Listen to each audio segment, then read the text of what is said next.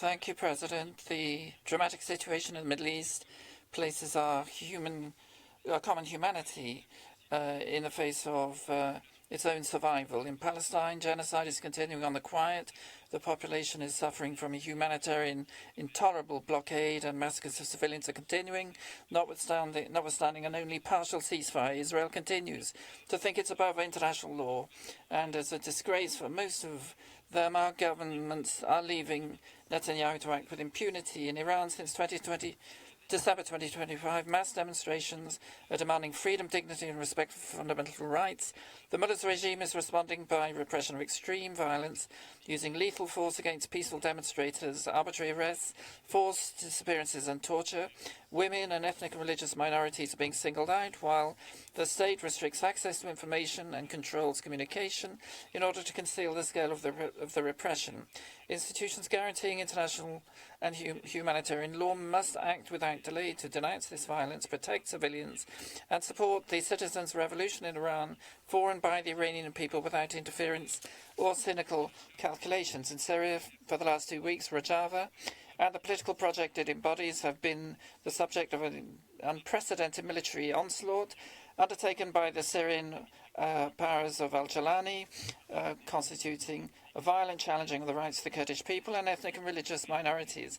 This government defends a centralist and anti-democratic Syrian Arab Republic, repressing the political and trade union rights and denying the rights of women and marginalizing religious and ethnic minorities, including Druze and Christians. Conversely, an alternative exists, a decentralized and democratic Syria, giving pride of place to women and minorities, embodied by the autonomous administration of Rojava in northeast Syria. Since the brutal interruption of negotiations begun in March 2025 between the two parties, violence has intensified. Since the 6th of January, the Kurdish neighborhoods of Aleppo have been attacked before a widespread offensive against the Syrian northeast. Kobani is today under siege. Water, electricity and communications are cut off, endangering more than 250,000 civilians. We call for the immediate opening of emergency humanitarian corridors to prevent a disaster. These violations of international law are massive: summary executions, forced displacement, destruction of civilian infrastructure, with proven risks of ethnic cleansing and reprisals.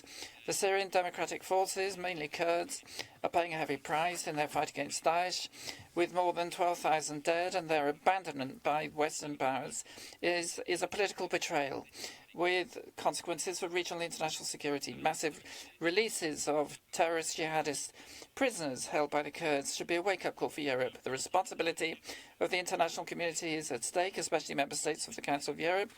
Recent financial and political support of the European Union for the al-Shara Syria, motivated by economic interests and oil interests, are sacrificing human rights. We must adopt a firm position to protect the populations and defend their fundamental rights in Syria, Iran and Palestine. And we go on with the